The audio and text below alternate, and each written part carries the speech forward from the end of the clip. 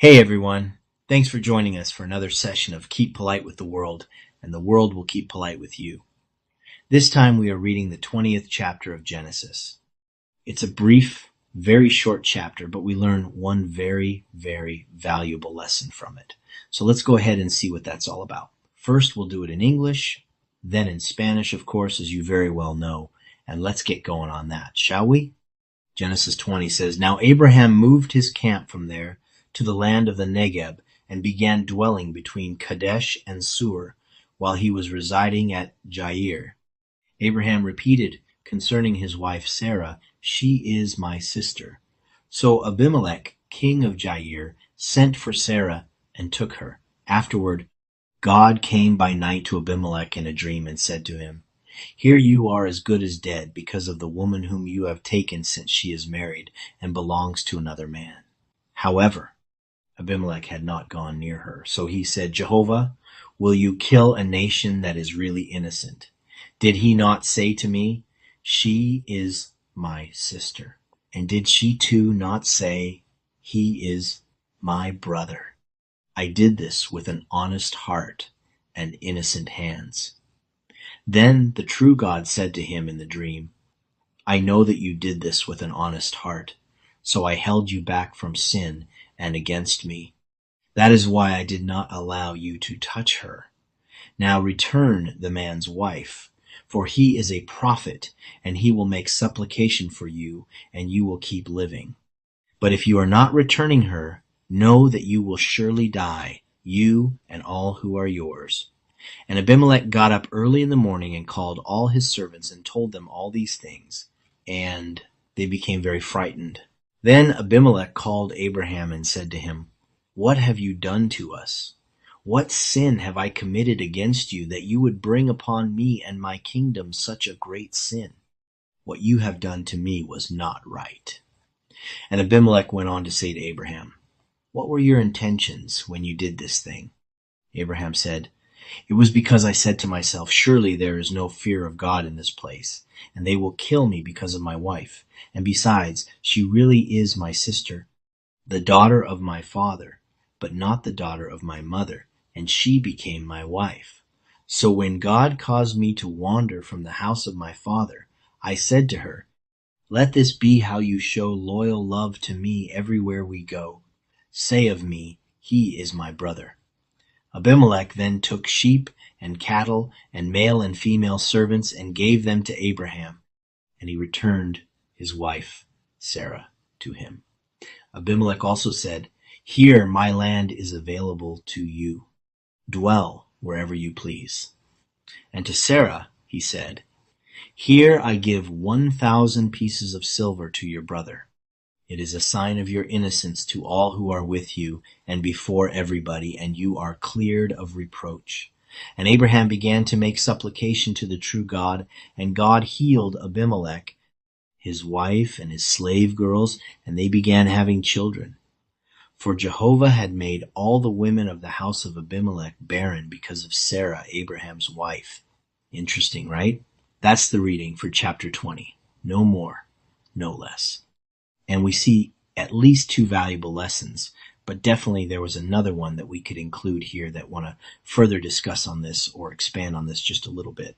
Nonetheless, the thing about it is that verses 1 through 6, we see how Abraham and Sarah are moving to Negeb here.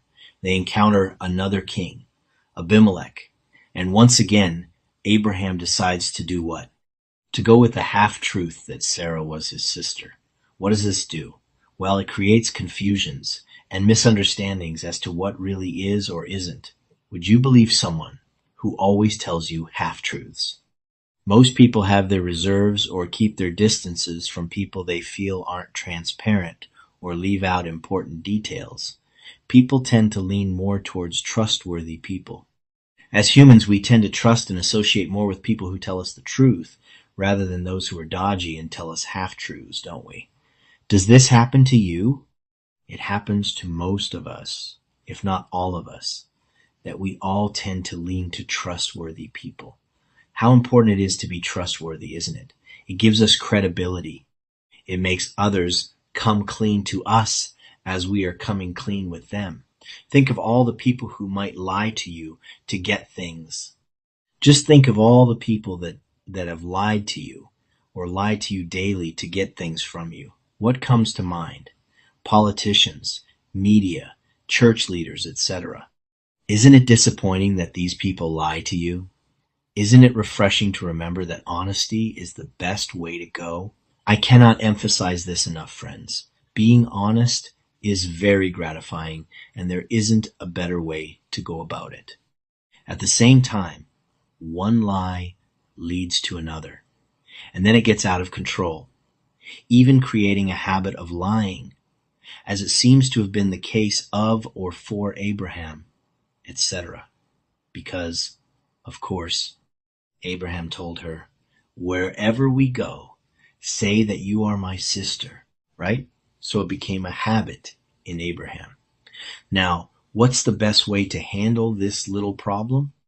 Well, it is by thinking of all the things that can happen because of this one little lie, foreseeing the consequences of our actions. If we see all we'll lose in the future, all we will hurt and ruin, then probably we wouldn't do it.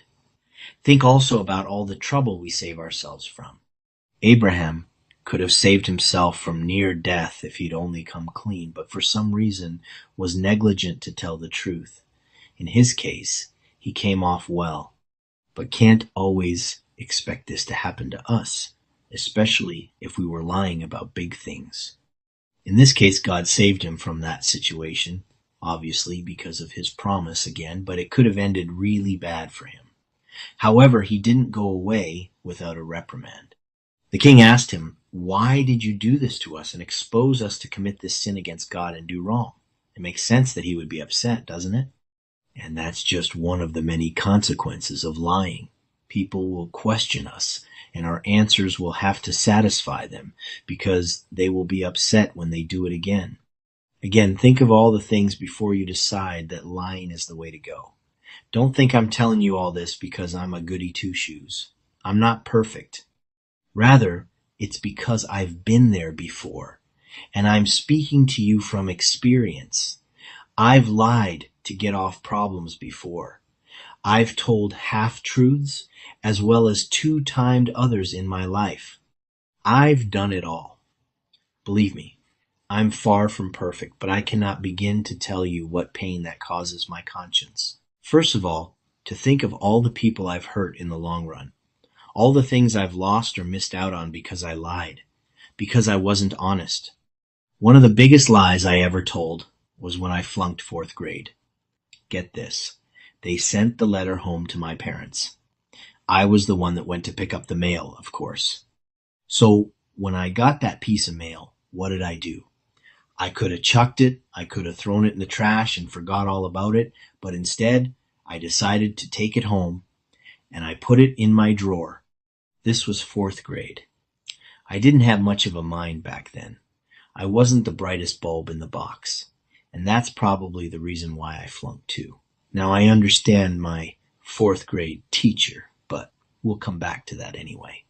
What I'm trying to say here is I took that letter home where my parents were advised that I would either have to go to summer school or I would have to repeat or go through the 4th grade all over again. So what did this cost? Well, I put it in my drawer and forgot all about it. Now my parents asked me, "How are your grades?" And I said, "Oh, fantastic. I'm ready to go on to the 5th grade." Was I really ready to go on to the 5th grade? No, I was not. And so what happened? Well, my parents actually were used to me going to summer school almost every year, and this year I decided that I had had enough. I wasn't going to go through with it anymore. I was fed up with going to summer school every year. I thought, I've had enough. Let's go out on vacations. We had a great summer.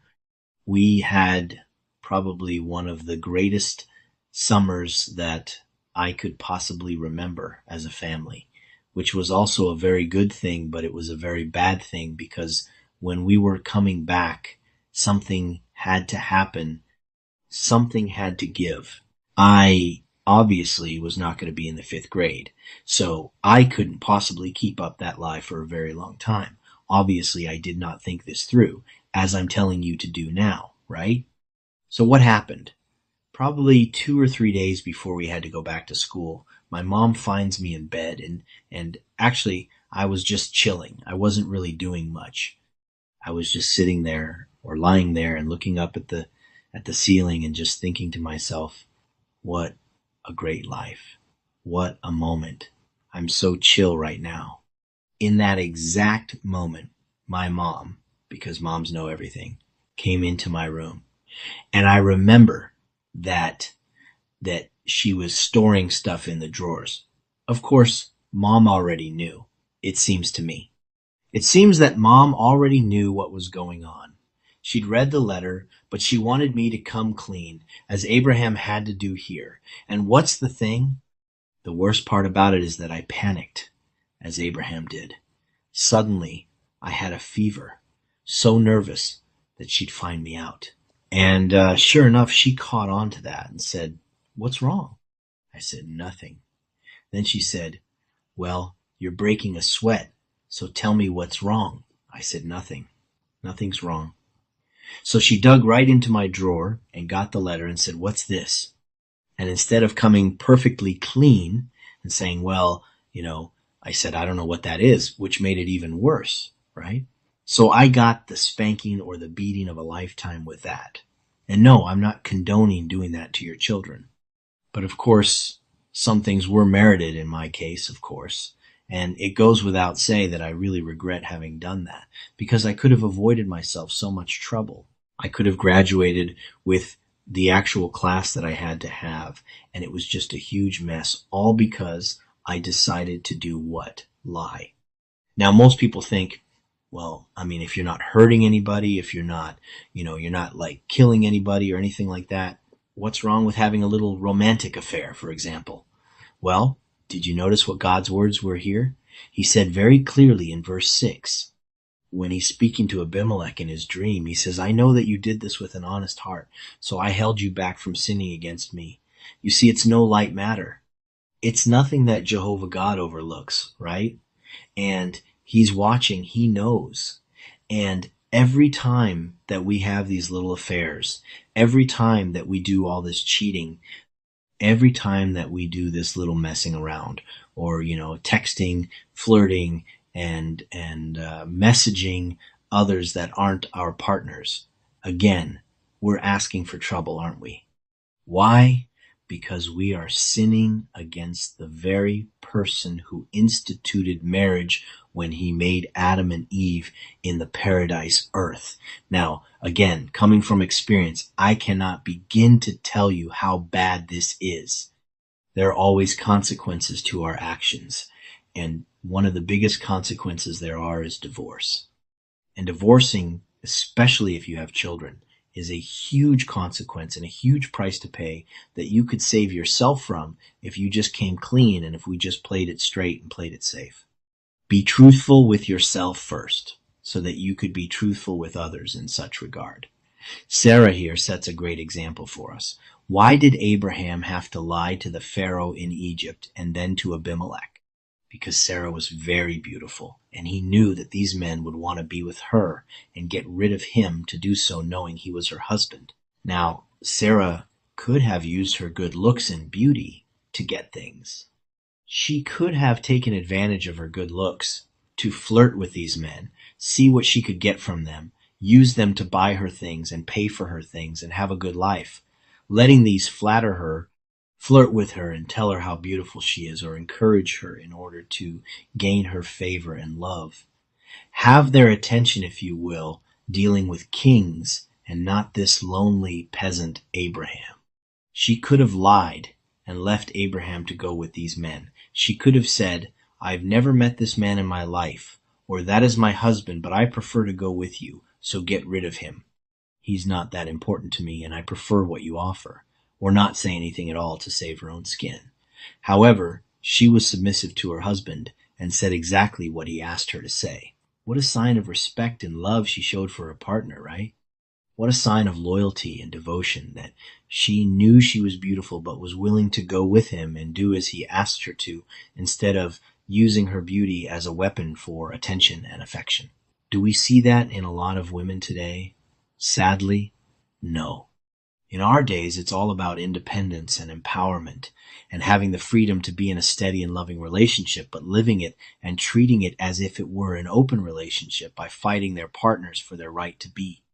Able to have lunch or dine with male partners on their own if the occasion presents itself, to travel without them, to speak to and message whoever they want. Because love and relationships in our era should be all about trust, without realizing that when these things are done, it actually hurts the trust level more. Think about it. What message is that sending your partner if you are not in an open relationship, if you are fighting him to be able to do these things? Does it tell him you love, respect, and are loyal to him when it seems you need to have this interaction and connection? Sadly and logically, no. Does it send the message to him that doing so is more important than your relationship with him? Sadly, yes. Because a man will always ask himself, why are we even arguing over this? And why is this so important to my partner? It'll always make him doubt and not feel very secure in the marriage or relationship. Think about this, please.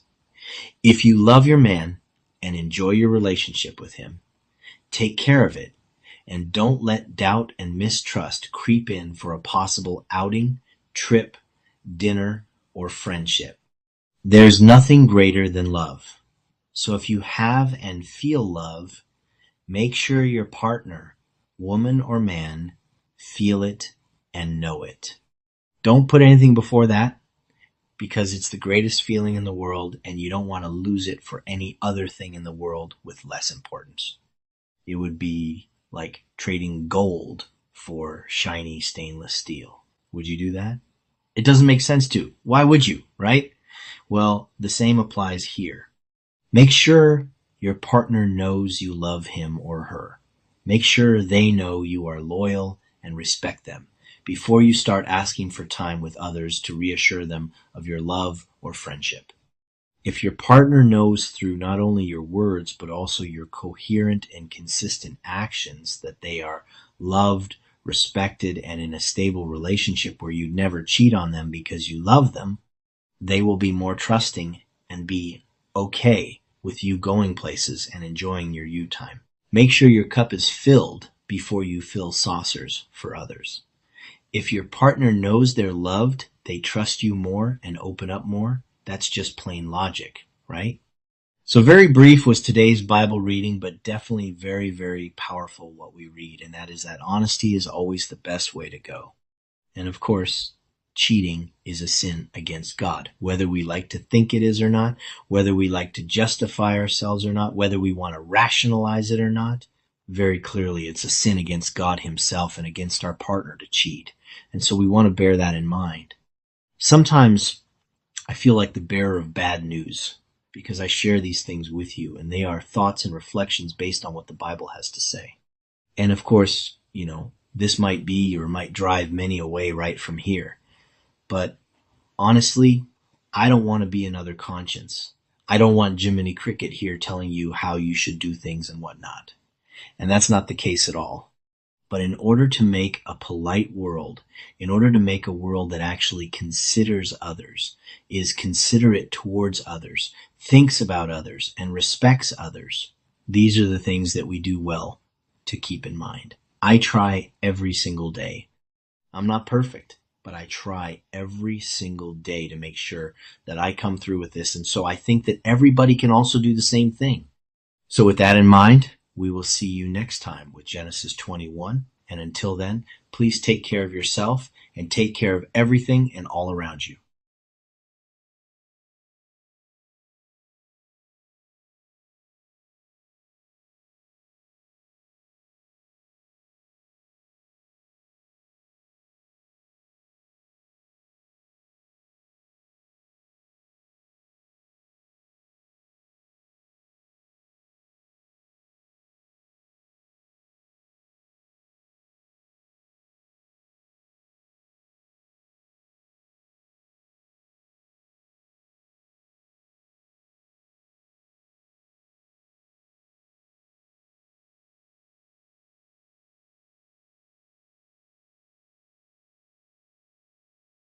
Hola a todos. Gracias por acompañarnos en otra sesión de Mantente cortés con el mundo y el mundo se mantendrá cortés contigo. Esta vez estamos leyendo el capítulo 20 de Génesis.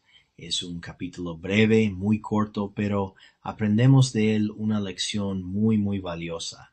Así que vamos a ver de qué trata todo esto.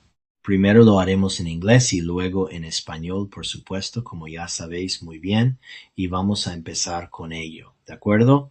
Génesis 20 dice: Ahora Abraham trasladó su campamento desde allí a la tierra del Negev y comenzó a habitar entre Cades y Sur. Mientras residía en Gerar, Abraham volvió a decir acerca de su esposa Sara: ella es mi hermana. Entonces Abimelech, rey de Gerar, mandó traer a Sara y la tomó. Después Dios vino de noche a Abimelech en un sueño y le dijo: Estás prácticamente muerto por causa de la mujer que has tomado, porque está casada y pertenece a otro hombre. Sin embargo, Abimelech no se había acercado a ella, así que dijo: Jehová, ¿matarás a una nación que en realidad es inocente? ¿No me dijo él: ella es mi hermana? Y no dijo ella también: él es mi hermano? Hice esto con un corazón honesto y manos inocentes. Entonces el Dios verdadero le dijo en el sueño: Sé que hiciste esto con un corazón honesto, y por eso te detuve, para que no pecaras contra mí. Por eso no te permití tocarla. Ahora devuelve la esposa del hombre, porque él es profeta, y él hará súplica por ti, y seguirás viviendo. Pero si no la devuelves, debes saber que ciertamente morirás, tú y todos los tuyos. Y Abimelech se levantó temprano por la mañana, llamó a todos sus siervos, y les contó todas estas cosas, y ellos se llenaron de miedo. Entonces Abimelech llamó a Abraham y le dijo: ¿Qué nos has hecho? ¿Qué pecado he cometido contra ti, para que traigas sobre mí y sobre mi reino un pecado tan grande? Lo que me has hecho no estuvo bien. Y Abimelech continuó diciendo a Abraham: ¿Cuáles eran tus intenciones cuando hiciste esto? Abraham dijo: Fue porque me dije a mí mismo: seguramente no hay temor de Dios en este lugar, y me matarán por causa de mi esposa. Y además, en realidad, ella sí es mi hermana, hija de mi padre, pero no hija de mi madre, y llegó a ser mi esposa. Y cuando Dios me hizo vagar fuera de la casa de mi padre, le dije: Así es como mostrarás amor leal hacia mí en cualquier lugar al que vayamos. Di de mí: él es mi hermano. Entonces Abimelech tomó ovejas, ganado, siervos y siervas, y se los dio a Abraham, y le devolvió a su esposa Sara. Abimelech también dijo: Mira, mi tierra está a tu disposición, habita donde quieras. Y a Sara le dijo: Aquí doy 1000 piezas de plata a tu hermano. Es una señal de tu inocencia ante todos los que están contigo y delante de todos, y quedas libre de reproche. Y Abraham comenzó a hacer súplica al Dios verdadero, y Dios sanó a Abimelech, a su esposa y a sus esclavas, y comenzaron a tener hijos. Porque Jehová había hecho estériles a todas las mujeres de la casa de Abimelech por causa de Sara, la esposa de Abraham. Interesante, ¿verdad? Esa es la lectura del capítulo 20, ni más ni menos. Y vemos al menos dos lecciones muy valiosas, pero definitivamente hay otra que podríamos incluir aquí y que queremos comentar o ampliar un poco más. No obstante, la cuestión es que en los versículos 1 al 6 vemos cómo Abraham y Sara se trasladan al Negev. Allí se encuentran con otro rey, Abimelech, Y una vez más, Abraham decide hacer qué: recurrir a la media verdad de que Sara era su hermana. ¿Y qué provoca esto? Bueno, crea confusión y malentendidos acerca de lo que realmente es o no es. ¿Creerías a alguien que siempre te dice medias verdades? La mayoría de la gente tiene reservas o mantiene distancia de personas que sienten que no son transparentes o que omiten detalles importantes. Las personas tienden a inclinarse más hacia quienes consideran dignos de confianza. Como seres humanos tendemos a confiar y asociarnos más con personas que dicen la verdad que con aquellas que son evasivas y dicen medias verdades, ¿no es así? ¿Te pasa esto a ti? Le pasa a la mayoría de nosotros, si no a todos. Todos tendemos a inclinarnos hacia personas confiables. Qué importante es ser digno de confianza, ¿verdad? Nos da credibilidad, hace que los demás también se abran con nosotros, así como nosotros nos abrimos con ellos. Piensa en todas las personas que podrían mentirte para obtener cosas. Piensa en todas las personas que te han mentido o te mienten a diario para obtener algo de ti. ¿Qué te viene a la mente? Políticos, medios de comunicación, líderes religiosos, etc. ¿No es decepcionante que estas personas te mientan? ¿No es refrescante recordar que la honestidad es el mejor camino? No puedo enfatizar esto lo suficiente, amigos. Ser honesto es muy gratificante y no hay mejor manera de vivir que esa. Al mismo tiempo, una mentira lleva a otra y luego todo se descontrola, incluso creando un hábito de mentir, como parece haber sido el caso de Abraham, porque Abraham le dijo: donde quiera que vayamos, di que eres mi hermana. Así que se convirtió en un hábito para Abraham. Ahora bien, ¿cuál es la mejor manera de manejar este pequeño problema? Pensar en todas las cosas que pueden ocurrir por causa de una sola mentira. Prever las consecuencias de nuestras acciones. Si vemos todo lo que podemos perder en el futuro, todo lo que podemos herir y arruinar, probablemente no lo haríamos. Piensa también en todos los problemas que podemos evitarnos. Abraham podría haberse salvado de estar cerca de la muerte si simplemente hubiera dicho la verdad, pero por alguna razón fue negligente al no hacerlo. En su caso salió bien parado, pero no siempre podemos esperar que eso nos ocurra a nosotros, especialmente si estamos mintiendo sobre cosas importantes. En este caso, Dios lo salvó de esa situación por causa de su promesa, obviamente, pero podría haber terminado muy mal para él. Sin embargo, no se fue sin una reprensión. El rey le preguntó: ¿por qué hiciste esto con nosotros y nos expusiste a cometer este pecado contra Dios y hacer lo que está mal? Tiene sentido que estuviera molesto, ¿verdad?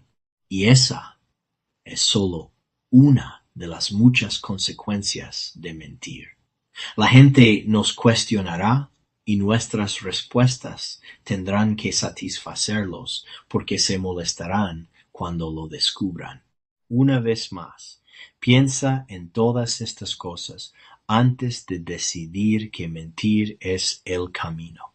No pienses que te digo todo esto porque soy un santurrón. No soy perfecto. Al contrario, es porque he pasado por eso antes y te hablo desde la experiencia. He mentido para salir de problemas antes. He dicho medias verdades, incluso he engañado a otras personas en mi vida. Lo he hecho todo. Créeme, estoy lejos de ser perfecto, pero no puedo comenzar a describirte el dolor que eso causa en mi conciencia. Primero, pensar en todas las personas a las que he herido a largo plazo, todas las cosas que he perdido o me he perdido por haber mentido, por no haber sido honesto. Una de las mayores mentiras que dije fue cuando suspendí cuarto grado. Imagínate esto. Enviaron la carta a casa para mis padres. Yo era quien iba a recoger el correo. Así que cuando recibí esa carta, ¿qué hice? Podría haberla tirado a la basura y olvidarme de todo, pero decidí llevármela a casa y guardarla en mi cajón. Era cuarto grado. No tenía mucha cabeza en ese momento. No era la bombilla más brillante de la caja, y probablemente esa sea la razón por la que suspendí también. La carta decía que tendría que ir a clases de verano o repetir el cuarto grado. ¿Qué pasó? La metí en el cajón y me olvidé de ella. Mis padres me preguntaron cómo iban mis notas, y yo dije, fantástico, estoy listo para pasar a quinto grado. ¿Era verdad? No. Pasamos un verano increíble, probablemente uno de los mejores veranos familiares que recuerdo.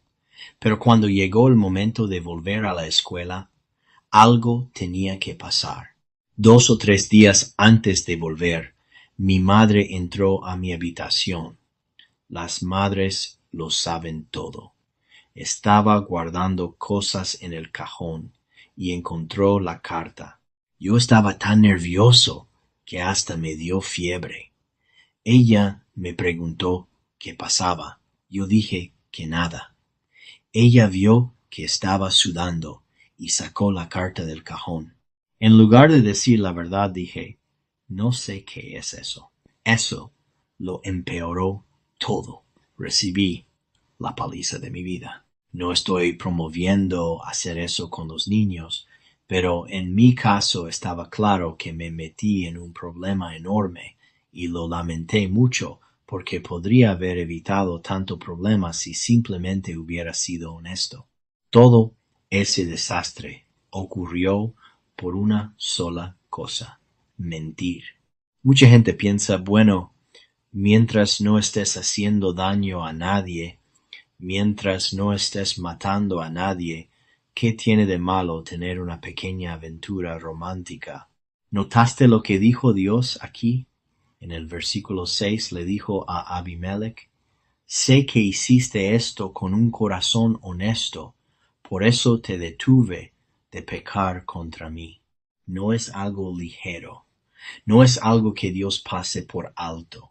Cada vez que tenemos aventuras, cada vez que engañamos, cada vez que coqueteamos, enviamos mensajes o flirteamos con alguien que no es nuestra pareja, estamos buscando problemas, porque estamos pecando contra la persona que instituyó el matrimonio cuando creó a Adán y Eva. Y hablando desde la experiencia, no puedo comenzar a decirte lo destructivo que es eso. Siempre hay consecuencias. Una de las mayores consecuencias es el divorcio. Y si hay hijos, el precio es aún mayor. Sarah aquí nos da un gran ejemplo. ¿Por qué Abraham mintió al faraón en Egipto y luego a Abimelech? Porque Sara era muy hermosa y él sabía que esos hombres querrían estar con ella y deshacerse de él. Sara podría haber usado su belleza para obtener cosas. Podría haber coqueteado con esos hombres, aprovecharse de ellos, dejarse halagar por reyes en lugar de quedarse con este humilde Abraham. Podría haber mentido y abandonado a Abraham. Podría haber dicho, prefiero ir con ustedes, pero no lo hizo. Fue leal a su esposo, que muestra de respeto, amor, lealtad y devoción. ¿Vemos eso en muchas mujeres hoy? Tristemente, no. Hoy todo se trata de independencia, empoderamiento, libertad para tener pareja estable, pero vivir como si la relación fuera abierta, luchando por el derecho a salir con otros hombres, viajar sin la pareja, hablar con quien quieran, enviar mensajes a quien quieran, y luego decir que todo debería basarse en la confianza. Pero cuando esas cosas ocurren, muchas veces dañan la confianza. Piensa en el mensaje que eso envía a tu pareja. Le dice que lo amas, lo respetas y eres leal, o le dice que necesitas esa conexión con otros hombres. Un hombre siempre se preguntará, ¿por qué estamos discutiendo por esto? ¿Por qué es tan importante para mi pareja? Eso crea duda y falta de seguridad. Si amas a tu pareja, cuida la relación. No permitas que la duda entre por una salida, un viaje, una cena o una amistad. No hay nada más grande que el amor. Así que, si tienes amor, asegúrate de que tu pareja lo sienta y lo sepa. No pongas nada por encima de eso. Sería como cambiar oro por acero inoxidable, brillante. ¿Lo harías? No tendría sentido. Lo mismo ocurre aquí. Asegúrate de que tu pareja sepa que la amas, que eres leal y que la respetas. Si tu pareja sabe que es amada por tus palabras y tus acciones coherentes, confiará más y estará más tranquila. Asegúrate de llenar primero tu taza antes de llenar los platillos de los demás. Si tu pareja se siente amada, confiará más. Es pura lógica. Así que la lectura de hoy fue breve, pero muy poderosa. La honestidad siempre es el mejor camino y el engaño es un pecado contra Dios y contra nuestra pareja. A veces siento que soy el portador de malas noticias al decir estas cosas, porque son reflexiones basadas en lo que dice la Biblia. Pero no quiero ser otra conciencia diciéndote cómo vivir. Solo intento recordar que si queremos un mundo más cortés y considerado con los demás, estas son cosas que vale la pena tener presentes. Intento hacerlo cada día. No soy perfecto, pero intento vivir así y creo que todos podemos hacerlo. Así que con esto nos veremos la próxima vez con Génesis 21.